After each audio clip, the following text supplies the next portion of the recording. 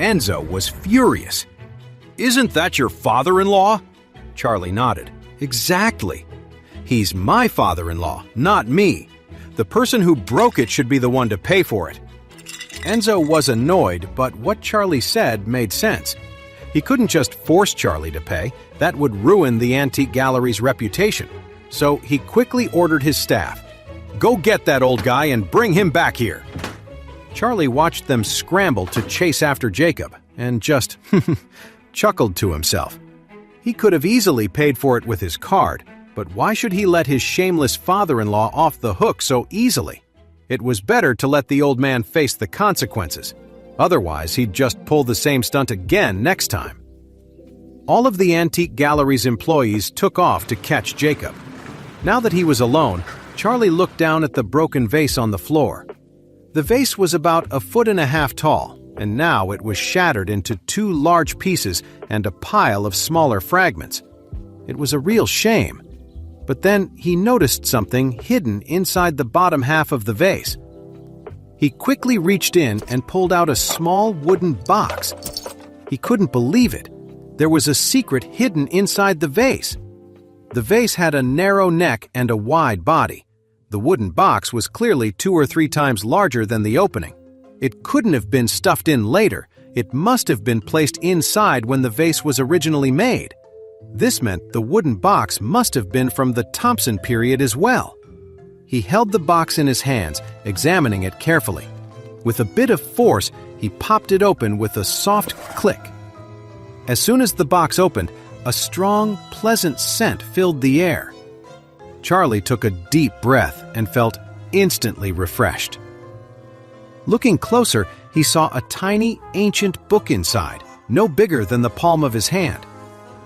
Charlie picked up the pocket-sized book and saw 4 ancient runes on the title page, spelling out the words, "Celestial Scriptures."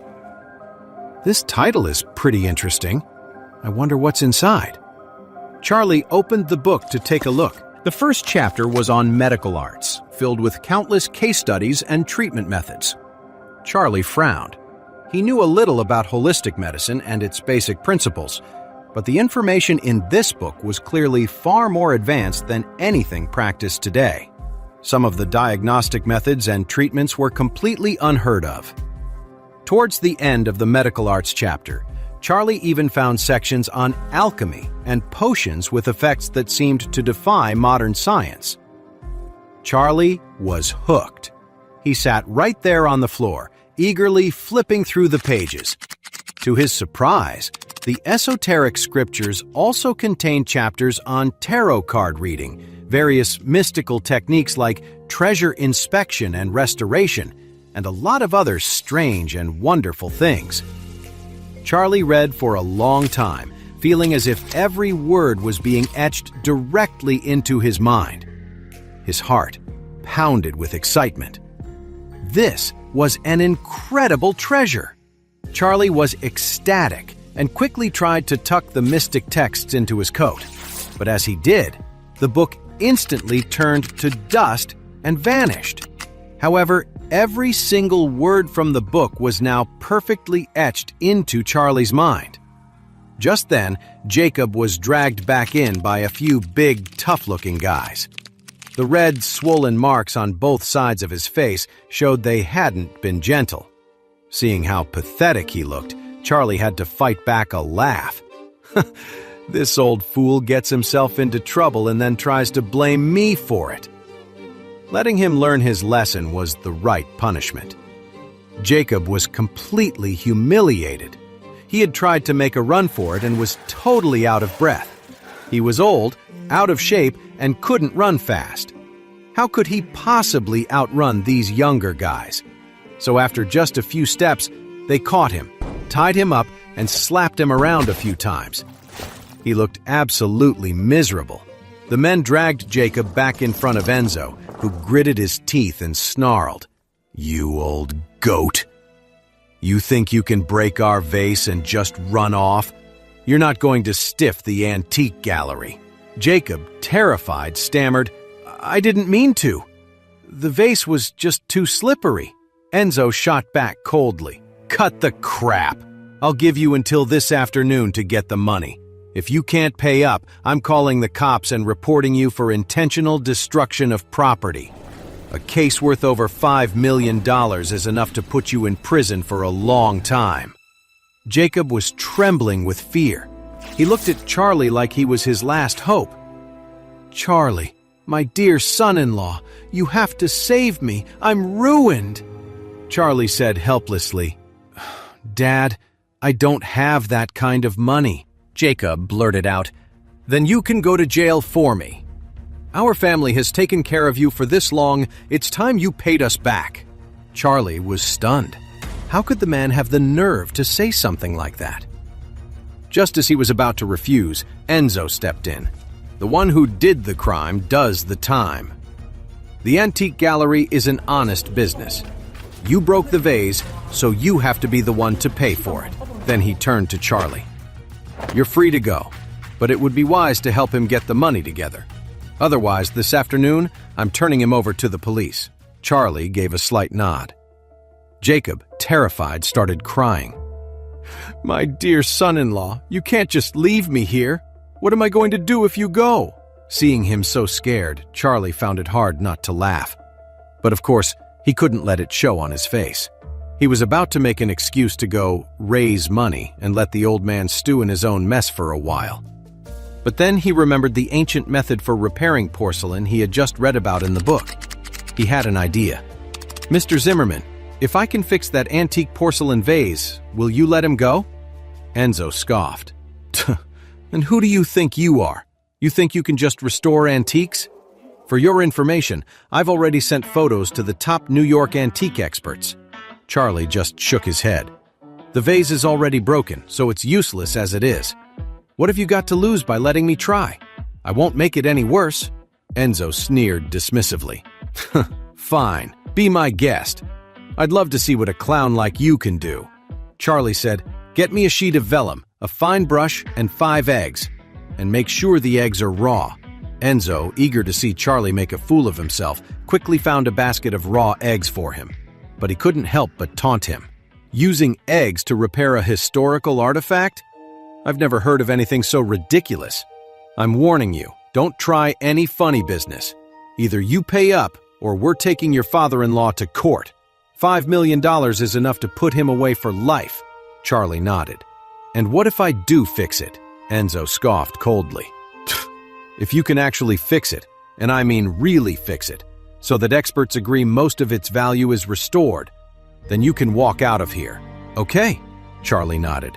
"You've got a deal."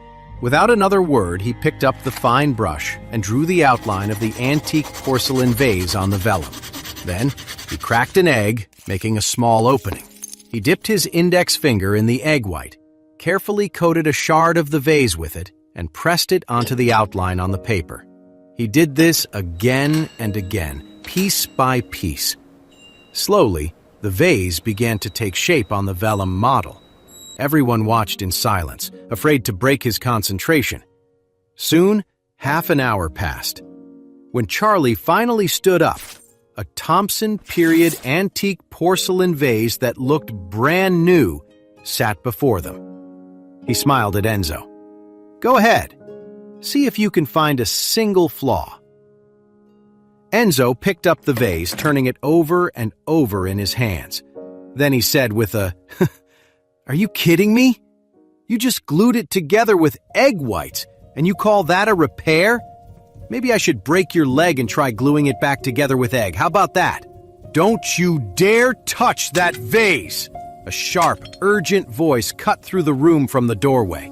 A moment later, a stunning woman in a chic white pantsuit walked in. She had a gorgeous face and a tall, flawless figure, standing close to 5 feet 7 inches. She carried herself with an air of pure luxury. Her beautiful eyes scanned the room, filled with an icy, regal confidence, like an ice queen. The second Enzo saw her, the color drained from his face. He quickly bowed his head respectfully. "Miss, what brings you here?" The visitor was none other than the true owner of the antique gallery, Warnia Smith, the eldest daughter of the Smith family, one of the most powerful families in Oris Hill. Warnia? Her voice sharp with anger. If I hadn't shown up, you probably would have burned this whole place to the ground. What is going on? Enzo gave a pained smile and quickly explained. A customer was looking at the vase and accidentally broke it. His son-in-law tried to fix it with an egg. I was just about to tell him that a repair like this is worthless and that we needed to discuss compensation. Warnia leaned over the antique porcelain vase, examining it closely. After a moment, her expression changed dramatically. She spun on Enzo, her voice sharp. Let go of that now! Who told you it was okay to touch it? You have no idea what you're doing. Enzo was completely stunned. Miss, I don't understand.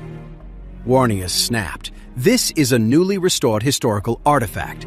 Until the restoration has fully set, no one is supposed to touch it except the expert who fixed it. Don't you know that basic rule? Enzo stammered. But he just used egg whites to glue it back together. How is that a real repair? Warnia's eyes flashed with anger. You fool! She scolded. With this repair, the vase's value would have at least doubled. But because you put your greasy hands all over it, you've just cost us at least $2 million. Pack your things. You're fired. I don't want to see you here tomorrow. She remembered seeing a similar porcelain plate at an auction in San Francisco. The plate's history was fascinating. It was an antique porcelain piece from the Thompson period that had been broken during a later period. But master craftsmen from that time had repaired it using this very same technique. And because this repair method was so incredibly rare and was thought to be lost to history, the plate sold for a staggering $13 million, far more than its original value. Now, this vase had been repaired by Charlie using that same lost technique. Its value was about to skyrocket. Enzo's face went pale. He couldn't believe that just by touching the antique porcelain vase, he had cost the gallery a fortune and lost his job. Warnia then asked, "Where is the man who repaired this antique porcelain vase? Take me to him." Hey amazing viewers, it's Charlie here. Thanks for sticking with us. By the time of the release of this video, only 11% of our viewers have joined the party by subscribing, and 89% of you might miss out on our next mind-blowing video. So what are you waiting for? Hit that subscribe button and join the exclusive club.